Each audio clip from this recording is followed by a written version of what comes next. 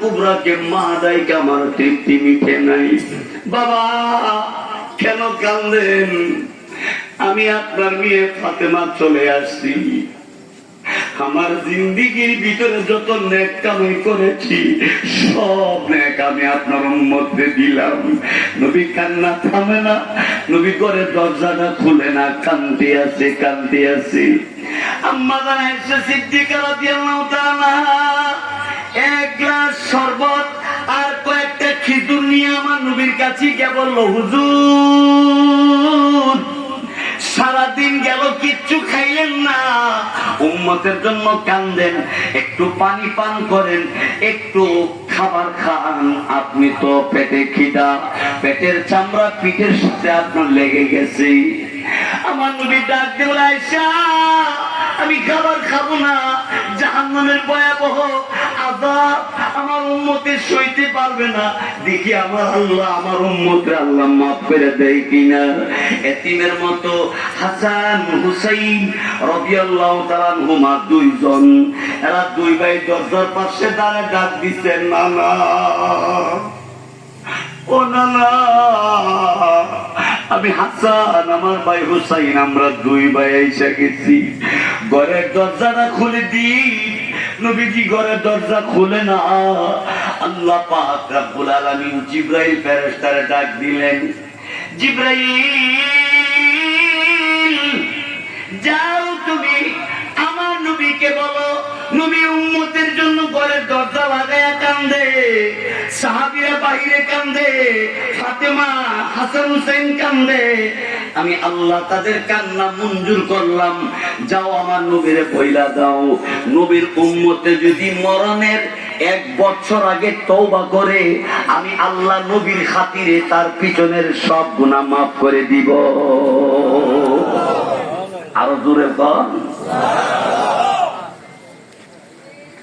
আমার নবীর উম্মত যদি মরণের 1 বছর আগে তওবা করে তার পিছনের সব গুনাহ আমি আল্লাহ মাফ করে দিব। হযরত জিবরাইল আলাইহিস সালাতু ওয়াস সালাম এসে আমার আপনার নবীর কাছে বললেন, ইয়া রাসূলুল্লাহ সাজদা থেকে মাথাটা উঠান। না আর কাঁদতে হবে না নবীজি, আপনার উম্মতে যদি মরণের 1 বছর আগে তওবা করে পিছনের সব গুনাহ আল্লাহ তাআলা মাফ করিয়া দিবে। নবী ডাক দিয়ে বললেন, জিবরাইল রে, না 1 বছর মরণের আগে আমার উম্মত তওবা করলে মাফ করে দিবে আল্লাহ। না আমি মানি না। জিবরাইল আল্লাহকে বলেন, আল্লাহ আপনার নবী মানে না। আল্লাহ পাক ডাক দিয়ে বললেন, জিবরাইল রে আমার নবীকে বলো, নবীর উম্মত যদি মরণের 6 মাস আগে তওবা করে আমি আল্লাহ তার পেছনের গুনাহ খাতা মাফ করিয়া দিব। নবীর কাছে জিবরাইল বলে, হুজুর আপনার উম্মত যদি মরণের 6 মাস আগে তওবা করে আল্লাহ পাক তার পেছনের গুনাহ খাতা মাফ করিয়া দিবে।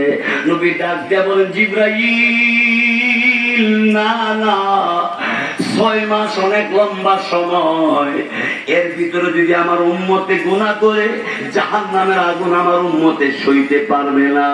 আমার আল্লাহকে বলো আরো দয়া করার জন্য।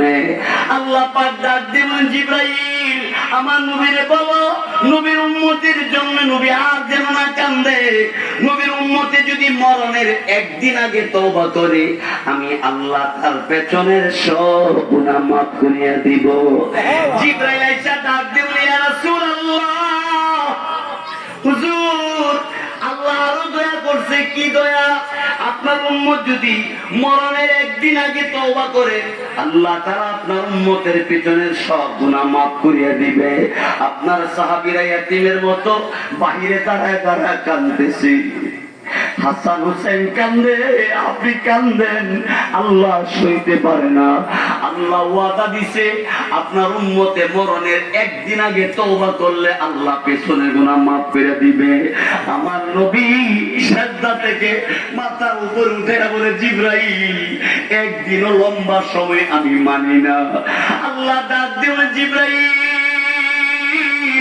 আমার নবী একদিন যদি না মানে, নবীর খাতিরে নবীর উম্মতের জন্য আমি আল্লাহ আরো দয়া করলাম।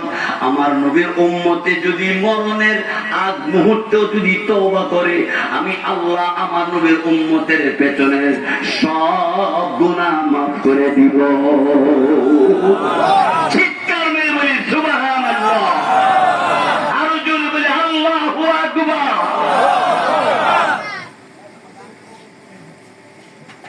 সেই নবীর সুন্নাত, সেই নবীর মহব্বত, সেই নবীর ভালোবাসা আমার ভাইরা যার মধ্যে নাই, তার মতো বুকা আর কেউ নয়।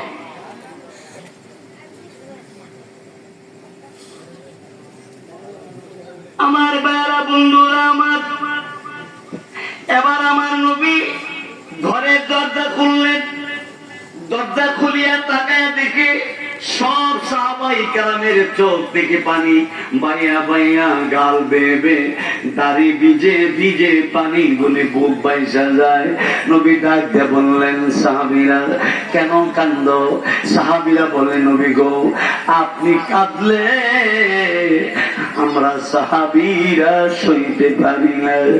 নবী ডাক দিয়ে বলেন, আমার আল্লাহ রব্বুল আলামিন জাহান্নাম যে বানাইলো, ওই জাহান্নামের আগুন আমার উম্মতেরা সইতে পারবে না। আমি এই জন্য কান্দি।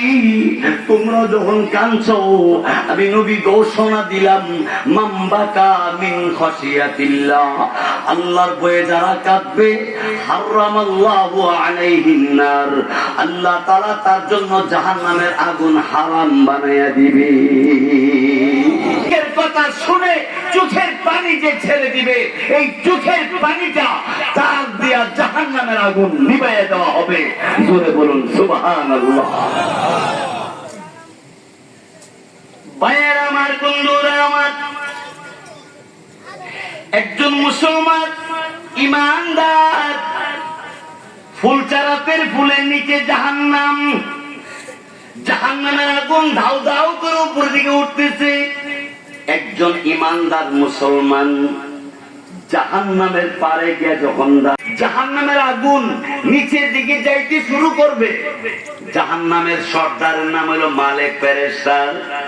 মালিক ফেরেশতা জাহান্নামের আগুনকে ডাক দিয়ে বলবে, কিরে জাহান্নামের আগুন নিচের দিকে রওনা হয়ে গেল, কারণটা কি?